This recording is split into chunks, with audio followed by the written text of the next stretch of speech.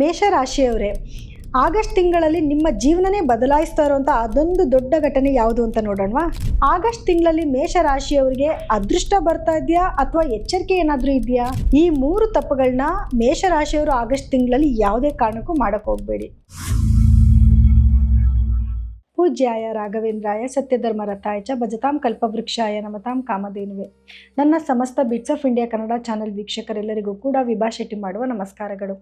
ಮಾಸ ಭವಿಷ್ಯ ಕಾರ್ಯಕ್ರಮಕ್ಕೆ ತಮಗೆಲ್ಲರಿಗೂ ಸ್ವಾಗತ. ಈ ತಿಂಗಳು ಅಂದರೆ ಆಗಸ್ಟ್ ತಿಂಗಳ ಭವಿಷ್ಯ ಹೇಗಿರುತ್ತೆ, ದ್ವಾದಶ ರಾಶಿಗಳ ಮೇಲೆ ಗ್ರಹಗಳ ಸ್ಥಾನಮಾನದ ಆಧಾರದ ಮೇಲೆ ಏನೆಲ್ಲ ಪ್ರಭಾವ ಬೀರ್ತಿದೆ ಅನ್ನೋದನ್ನ ನೋಡೋಣ ಬನ್ನಿ. ಇನ್ನು ಗ್ರಹಗಳ ಸ್ಥಾನಮಾನ ಹೇಗಿದೆ ಮತ್ತು ಈ ತಿಂಗಳಲ್ಲಿ ಗ್ರಹಗಳ ಬದಲಾವಣೆ ಏನಾದರೂ ಇದೆಯಾ ಅಂತ ನೋಡಿದ್ರೆ ಖಂಡಿತವಾಗ್ಲೂ ಇದೆ.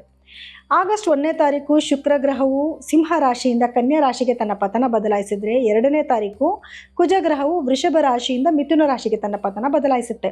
ಇನ್ನು 5ನೇ ತಾರೀಕು ಬುಧ ಗ್ರಹವು ಸಿಂಹ ರಾಶಿಯಿಂದ ಕಟಕ ರಾಶಿಗೆ ತನ್ನ ಹಿಮ್ಮುಖ ಸಂಚಾರವಾಗಿ ಹೋದರೆ, ಅದೇ ತಿಂಗಳ ಅಂದರೆ ಇದೇ ತಿಂಗಳ 22ನೇ ತಾರೀಕು ತಿರ್ಗಾ ಕಟಕ ರಾಶಿಯಿಂದ ಸಿಂಹ ರಾಶಿಗೆ ತನ್ನ ಪತನ ಬದಲಾಯಿಸುತ್ತೆ. ಇನ್ನು ಸೂರ್ಯ ಗ್ರಹ ಕೂಡ 17ನೇ ತಾರೀಕು ಕಟಕ ರಾಶಿಯಿಂದ ತನ್ನ ಸ್ವಂತ ರಾಶಿಯಾದ ಸಿಂಹ ರಾಶಿಗೆ ತನ್ನ ಪತನ ಬದಲಾಯಿಸುತ್ತೆ. ಇನ್ನು ಬೇರೆ ಗ್ರಹಗಳ ಸ್ಥಾನಮಾನ ಹೇಗಿದೆ ಅಂತ ನೋಡೋದಾದರೆ, ರಾಹು ಗ್ರಹ ಕುಂಭ ರಾಶಿಯಲ್ಲಿ ಸ್ಥಿತನಾಗಿದ್ದರೆ, ಇನ್ನು ಶನಿ ಗ್ರಹ ಮೀನ ರಾಶಿಯಲ್ಲಿ ಸ್ಥಿತನಾಗಿರ್ತಾನೆ. ಹಾಗೆ ಕುಜ ಗ್ರಹ ಮಿಥುನ ರಾಶಿಯಲ್ಲಿ ಸ್ಥಿತನಾಗಿದ್ದರೆ, ಗುರು ಗ್ರಹ ಕಟಕ ರಾಶಿಯಲ್ಲಿ ಸ್ಥಿತನಾಗಿರ್ತಾನೆ. ಅದೇ ರೀತಿಯಲ್ಲಿ ಕೇತು ಗ್ರಹ ಸಿಂಹ ರಾಶಿಯಲ್ಲಿ ಸ್ಥಿತನಾಗಿದ್ದರೆ ಅದೇ ಜಾಗಕ್ಕೆ ಸೂರ್ಯನು ಕೂಡ ಬಂದು ಸೇರ್ತಾನೆ. ಹಾಗೆ ಇನ್ನು ಕನ್ಯಾ ರಾಶಿಯಲ್ಲಿ ಶುಕ್ರ ಗ್ರಹ ಸ್ಥಿತನಾಗಿರ್ತಾನೆ. ಇನ್ನು ಹಾಗಿದ್ರೆ ದ್ವಾದಶ ರಾಶಿಗಳ ಮೇಲೆ ಇದರಿಂದ ಏನೆಲ್ಲ ಪ್ರಭಾವ ಬೀರ್ತಿದೆ, ಏನೆಲ್ಲ ಫಲಗಳನ್ನ ನಾವು ಅನುಭವಿಸ್ಬೋದು ಅನ್ನೋದನ್ನ ನೋಡೋಣ ಬನ್ನಿ. ಆಗಸ್ಟ್ ತಿಂಗಳಲ್ಲಿ ಮೇಷರಾಶಿಯವರ ಭವಿಷ್ಯ ಹೇಗಿರುತ್ತೆ ಅಂತ ನೋಡಿದ್ರೆ ನೋಡಿ, ಮೊದಲನೇದಾಗಿ ನಿಮ್ಮ ರಾಶಾಧಿಪತಿಯಾಗಿರುವಂತಹ ಕುಜಗ್ರಹ 3ನೇ ಮನೆಯಲ್ಲಿ ಸ್ಥಿತನಾಗಿದ್ದಾನೆ. ಸೊ 3ನೇ ಮನೆಯಲ್ಲಿ ಸ್ಥಿತನಾಗಿದ್ದಾಗ ಧೈರ್ಯ ಜಾಸ್ತಿ ಇರುತ್ತೆ. ಮೊದಲೇ ಮೇಷರಾಶಿಯವರಿಗೆ ಧೈರ್ಯ ಜಾಸ್ತಿ, ಎಲ್ಲ ಕೆಲಸಕ್ಕೂ ಮುನ್ನುಗ್ಗಿ ಹೋಗ್ತೀರಾ. ಅದರಲ್ಲಿ ಇನ್ನೊಂದಷ್ಟು ಧೈರ್ಯ ಜಾಸ್ತಿ ಆಯಿತು. ಆದರೆ ಮುಖ್ಯವಾಗಿ ಆತ್ರದ ನಿರ್ಧಾರಗಳನ್ನ ತೊಗೊಳಕ್ಕೆ ಹೋಗಬಾರ್ದು. ಯಾಕಂದರೆ ಕುಜ ಅಂದ್ರೇ ತುಂಬ ಆತುರವಾಗಿ ನಿರ್ಧಾರಗಳನ್ನ ತೊಗೊಂಡ್ಬಿಡ್ತೀರಾ. ಅದರಿಂದ ನಿಮ್ಮ ಜೀವನದಲ್ಲಿ ಕೆಲವು ಸಮಸ್ಯೆಗಳು ಬರಬಹುದು. ಟೈಮ್ ತುಂಬ ಚೆನ್ನಾಗಿದೆ ಹಂಗನ್ಬಿಟ್ಟು ಬಂದಿದ್ದ ಆಪರ್ಚುನಿಟೀಸ್ನೆಲ್ಲ ತೊಗೊಂಡ್ಬಿಡೋದು, ಯೋಚನೆ ಮಾಡ್ದಿರಾ, ಹಿಂದೆ ಮುಂದೆ ಯೋಚನೆ ಮಾಡ್ದಿರಾ ಯಾವುದಕ್ಕೆ ಇನ್ವೆಸ್ಟ್ಮೆಂಟ್ ಮಾಡಿಬಿಡೋದು, ಅದರಿಂದ ಕೆಲವು ಸಮಸ್ಯೆಗಳನ್ನ ಎದುರಿಸ್ಬೇಕಾಗಿ ಬರುತ್ತೆ. ಅದಕ್ಕೆ ನಾನು ಮೊದಲೇ ಹೇಳಿದ್ದು, ಯಾವುದೇ ರೀತಿಯಾದ ಆತುರದ ನಿರ್ಧಾರಗಳನ್ನ ತೊಗೊಳಕ್ಕೆ ಹೋಗಬೇಡಿ. ಏನೇನೆಲ್ಲ ಆಗ್ಬೋದು ಈ ರೀತಿ ಆತುರದ ನಿರ್ಧಾರ ತೊಗೊಂಡ್ರೆ ಅಂದರೆ, ಇನ್ವೆಸ್ಟ್ಮೆಂಟ್ ಮಾಡಿರೋಂಥ ಹಣ ಕೈ ಬಿಟ್ಟು ಹೋಗುವಂಥ ಸಾಧ್ಯತೆಗಳಿರುತ್ತೆ. ಅಥವಾ ಸ್ಪೀಡಾಗಿ ಗಾಡಿ ಓಡಿಸೋದು, ಅದರಿಂದ ಏನಾದರೂ ಆಕ್ಸಿಡೆಂಟ್ಗಳಾಗುವಂಥ ಚಾನ್ಸಸ್ ಕೂಡ ಇರುತ್ತೆ. ಸೊ ಈ ವಿಚಾರದಲ್ಲಿ ಕೇರ್ಫುಲ್ ಆಗಿರಿ. ಜೊತೆಗೆ ಜಗಳಗಳಾಗೋದು ಯಾರ ಜೊತೆಯಲ್ಲಿ, ನಿಮ್ಮ ಸ್ನೇಹಿತರ ಜೊತೆಯಲ್ಲಿ ಅಥವಾ ನಿಮ್ಮ ಸಿಬ್ಲಿಂಗ್ಸ್, ನಿಮ್ಗಿಂತ ಚಿಕ್ಕವ್ರು ಯಾರು ಇರ್ತಾರೆ ಅವ್ರ ಜೊತೆಯಲ್ಲಿ ಏನಾದ್ರು ಕಿರಿಕಿರಿ ಮಾಡ್ಕೊಳ್ಳೋದು, ಜಗಳ ಮಾಡ್ಕೊಳ್ಳೋದು. ಎಲ್ಲದಕ್ಕೂ ಒಂದೇ ಮೂಲ ಮಂತ್ರ ಅಂತಂದರೆ ತಾಳ್ಮೆ ವಹಿಸ್ಕೊಬೇಕಾಗಿರೋದು, ಆತುರದ ನಿರ್ಧಾರ ತೊಗೊಳ್ದೇ ಇರೋದು. ಇದು ತುಂಬ ಮುಖ್ಯವಾಗಿ ನೀವು ಅನುಸರಿಸ್ಬೇಕಾಗತ್ತೆ. ಜೊತೆಗೆ ಖರ್ಚು ಅನ್ನೋದು ನೋಡಿ, ನಿಮಗೆ ಶನಿ 12ನೇ ಮನೆಯಲ್ಲಿರೋದ್ರಿಂದ ಸಿಕ್ಕಾಪಟ್ಟೆ ಖರ್ಚೇನೋ ಆಗ್ತಾ ಇದೆ. ಗುರು ದೃಷ್ಟಿ ಬೀಳ್ತಾ ಇರೋದ್ರಿಂದ ಖರ್ಚಿಗೆ ಒಂದು ಕಡಿವಾಣ ಅಂತ ಬಿದ್ದಿದೆ. ಏನೇ ಮಾಡಿದ್ರೂ ಕೂಡ ನಿಮಗೆ ಖರ್ಚು ಅನ್ನೋದು ಕೈನಲ್ಲಿ ನಿಲ್ಲೋದೇ ಇಲ್ಲ. ಏನಾದರೂ ಒಂದು ಹಣ ಬರ್ತಿದೆ ಅಂದರೆ ಒಂದು ಪ್ಲಾನಿಂಗ್ಸ್ ಹಾಕೊಂಡ್ಬಿಡ್ತೀರ, ಬರ್ತಾ ಇದೆ ಅದು ಹೋಗ್ತಾ ಇದೆ ಅಂತ.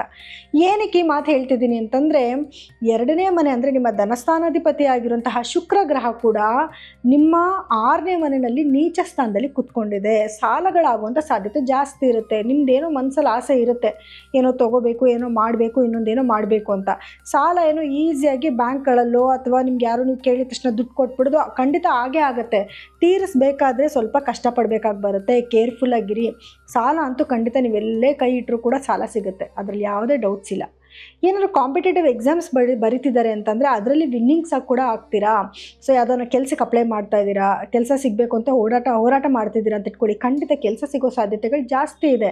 ಹಾಗೆ ನಿಮ್ಮ ಕೆಲಸದಲ್ಲಿ ಪ್ರಮೋಷನ್ ಸಿಗುವಂಥದ್ದು ಅಥವಾ ಕೆಲಸದಲ್ಲಿ ಉನ್ನತ ಸ್ಥಾನಕ್ಕೆ ಹೋಗುವಂಥದ್ದು ಎಲ್ಲನೂ ಕೂಡ ನೀವು ನಿರೀಕ್ಷೆ ಮಾಡ್ಬೋದು ಈ ತಿಂಗಳಲ್ಲಿ.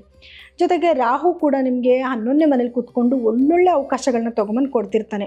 ಒಳ್ಳೆಯದೇ ಕೊಡ್ತಾನೆ ರಾಹು ಅಂತಂದರೆ, ಒಳ್ಳೆಯದು ಕೆಟ್ಟದ್ದು ಎರಡನ್ನೂ ಕೂಡ ತೊಗೊಂಬಂದು ಕೊಡ್ತಾನೆ. ಆದರೆ ಯಾವುದು ಒಳ್ಳೆಯದು ಯಾವುದು ಕೆಟ್ಟದ್ದು ನಾವು ಹೆಂಗೆ ತಿಳ್ಕೊಳ್ಳೋದು?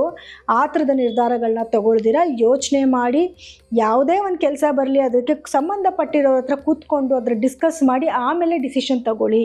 ಆವಾಗ ನಿಮ್ಗೆ ಯಾವುದೇ ರೀತಿಯಾದ ನೆಗೆಟಿವಿಟಿ ಆಗೋದಿಲ್ಲ. ಅರೆ ಗುರು ದೃಷ್ಟಿ ಅನ್ನೋದು ನಿಮಗೆ ನೋಡಿ ಇನ್ನು 10ನೇ ಮನೆ ಮೇಲೆ ಬೀಳ್ತಾ ಇರೋದ್ರಿಂದ ಒಳ್ಳೊಳ್ಳೆ ಅವಕಾಶಗಳು ನಿಮಗೆ ನೋಡ್ಕೊಂಬರುತ್ತೆ. ನೀವೇನಾದರೂ ವ್ಯಾಪಾರ ಅಥವಾ ಬಿಸ್ನೆಸ್ ಮಾಡ್ತಾ ಇದ್ರೆ ಒಂದಾದ್ಮೇಲೆ ಒಂದು ಏನು ಮಾಡಬೇಕು ಅನ್ನೋಂಥ ವ್ಯವಹಾರಗಳು ನಿಮ್ಮನ್ನು ಹುಡ್ಕೊಂಡು ಬರ್ತಾ ಇದೆ. ಅದನ್ನು ಎಲ್ಲನೂ ಕೂಡ ವಿಮರ್ಶೆ ಮಾಡಿ ನೀವು ತೊಗೊಂಡು ಹೋದರೆ ಖಂಡಿತ ನಿಮಗೆ ಒಳ್ಳೆ ಫಲಗಳನ್ನ ನಿರೀಕ್ಷೆ ಮಾಡ್ಬೋದು. ಇನ್ನು ನಿಮಗೆ ನೋಡಿ ಗುರು ನಿಮ್ಮ 4ನೇ ಮನೇಲಿ ಸ್ಥಿತನಾಗಿದ್ದಾನೆ. ಸೊ ಹಾರ್ಡ್ ವರ್ಕ್ ಮಾಡ್ತೀರಾ ಅಂತಂದರೆ ಖಂಡಿತ ಒಳ್ಳೆ ಪ್ರತಿಫಲನ ನೀವು ನಿರೀಕ್ಷೆ ಮಾಡ್ಬೋದು. ಜೊತೆಗೇನು ಬುಧನೂ ಕೂಡ ಅಲ್ಲೇ ಇರ್ತಾನೆ. ಗುರು ಮತ್ತು ಬುಧರ ಒಂದು ಸಮಾಗಮ ಇರುತ್ತೆ. ಸೊ ಅದೊಂದು ತುಂಬ ಒಳ್ಳೆಯ ಸಮಯ ಅಂತ ಹೇಳ್ಬೋದು. ಗುರು ಬುಧ ಕಾಂಬಿನೇಷನ್ ಇರೋದ್ರಿಂದ ಮಕ್ಕಳೇನಾದರೂ ಇದ್ದರೆ ಎಜುಕೇಷನಲ್ಲಿ ತುಂಬ ಚೆನ್ನಾಗಿರ್ತಾರೆ. ಮತ್ತು ನಿಮಗೂ ಅಷ್ಟೇ ಏನು ಮಾಡಬೇಕು ಏನು ಮಾಡಬಾರ್ದು ಅನ್ನೋಂಥ ಬುದ್ಧಿನೂ ಕೂಡ ಚೆನ್ನಾಗಿ ಓಡ್ತಾ ಇರುತ್ತೆ. ಇನ್ನು ತಾಯಿ ಅಂತ ಬಂದಾಗ ತಾಯಿ ಆರೋಗ್ಯದಲ್ಲಿ ಅಂದರೆ ವ್ಯತ್ಯಾಸ ಇತ್ತು ಅಂತಂದರೆ ಅವ್ರ ಆರೋಗ್ಯ ಕ್ರಮೇಣ ಅನ್ನೋದು ಕಟ್ ಮಾಡ್ಕೊಳ್ಳಿ. ಅವರ ಆರೋಗ್ಯ ಕ್ರಮೇಣ ಉತ್ತಮ ಆಗುವಂಥದ್ದು ಅಥವಾ ಒಳ್ಳೆ ಮೆಡಿಸಿನ್ ಸಿಕ್ಕುವಂಥದ್ದು ಎಲ್ಲನೂ ಕೂಡ ನೀವು ನೋಡ್ಬೋದು. ಇನ್ನು 5ನೇ ಮನೆಯಲ್ಲಿ ಕೇತು ಕೂತ್ಕೊಂಡಿರೋದ್ರಿಂದ ಮಕ್ಕಳ ಆರೋಗ್ಯಕ್ಕದಷ್ಟು ಒಳ್ಳೆಯದಲ್ಲ. ಏನಾದರೂ ಮಕ್ಕಳು ಏಟ್ ಮಾಡ್ಕೊಳ್ಳೋವಂಥದ್ದು ಅಥವಾ ಆರೋಗ್ಯದಲ್ಲಿ ಏನಾದರೂ ಸಮಸ್ಯೆಗಳು ಬರುವಂಥದ್ದು ಇದೆಲ್ಲನೂ ಕೂಡ ನೀವು ನೋಡಬೇಕಾಗಿ ಬರುತ್ತೆ. ಅದೇ ಸೂರ್ಯನೂ ಕೂಡ ಅದೇ ಜಾಗದಲ್ಲಿ ಅಂದರೆ ಈ 17ನೇ ತಾರೀಕು ಏನು 4ನೇ ಮನೆಯಿಂದ 5ನೇ ಮನೆಗೆ ಸೂರ್ಯನೂ ಹೋಗ್ತಾನೆ.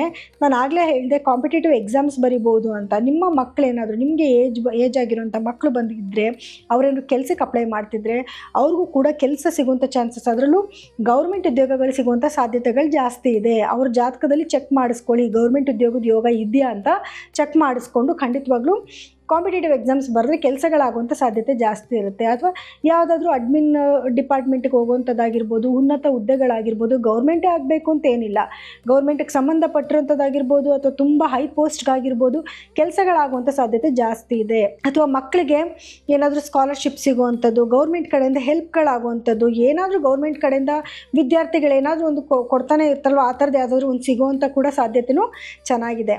ಇನ್ನು ಶುಕ್ರನು ನಾನಾಗಲೇ ಹೇಳಿದೆ 6ನೇ ಮನೇಲಿ ಕೂತ್ಕೊಂಡಿರೋದ್ರಿಂದ ಸ್ವಲ್ಪ ಸಾಲಗಳಾಗೋ ಸಾಧ್ಯತೆಗಳಿದೆ ಅಂತ ಆ ವಿಚಾರದಲ್ಲಿ ಕೇರ್ಫುಲ್ ಆಗಿರಬೇಕು.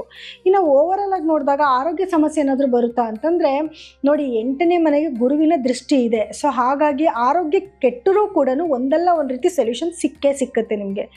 ಆರೋಗ್ಯ ಯಾಕೆ ಕೆಡುತ್ತೆ ಅಂತ ನೋಡಿದಾಗ ಶುಕ್ರ ನೀಚ ಸ್ಥಾನದಲ್ಲಿ ಕೂತ್ಕೊಂಡಿರೋದ್ರಿಂದ ಸ್ವಲ್ಪ ಕುಟುಂಬದಲ್ಲಿ ಆರೋಗ್ಯ ಸಮಸ್ಯೆಗಳು ಬರ್ಬೋದು.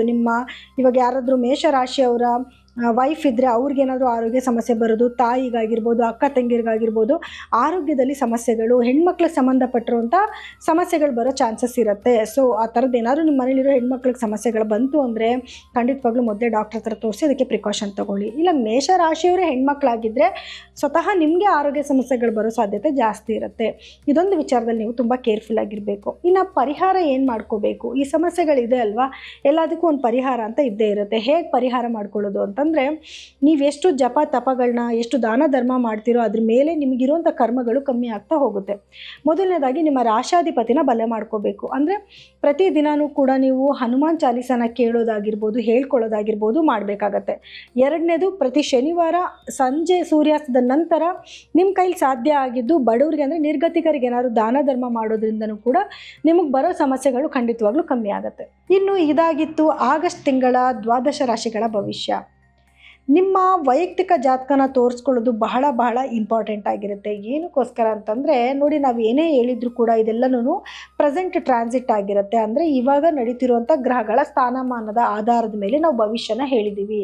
ಆದರೆ ನಿಮ್ಮ ವೈಯಕ್ತಿಕ ಜಾತಕನ ಒಮ್ಮೆ ತೋರಿಸ್ಕೋಬೇಕಾಗತ್ತೆ. ಅದರಲ್ಲಿ ಇರುವಂತಹ ಗ್ರಹಗಳ ಸ್ಥಾನಮಾನ ಆಗಿರ್ಬೋದು ಅಥವಾ ನಿಮ್ಮ ದಶಾ ಭುಕ್ತಿ ಆಗಿರ್ಬೋದು ಬೇರೆ ಬೇರೆ ಆಗಿರೋದ್ರಿಂದ ಅದಕ್ಕೆ ತಕ್ಕ ಪರಿಹಾರಗಳನ್ನ ಮಾಡ್ಕೊಳ್ಳೋದ್ರಿಂದ ಖಂಡಿತವಾಗ್ಲೂ ಉನ್ನತವಾದ ಒಂದು ಫಲನ ನೀವು ನಿರೀಕ್ಷೆ ಮಾಡ್ಬೋದು. ಸೊ ಎಲ್ಲರಿಗೂ ಕೂಡ ನನ್ನ ಧನ್ಯವಾದಗಳು.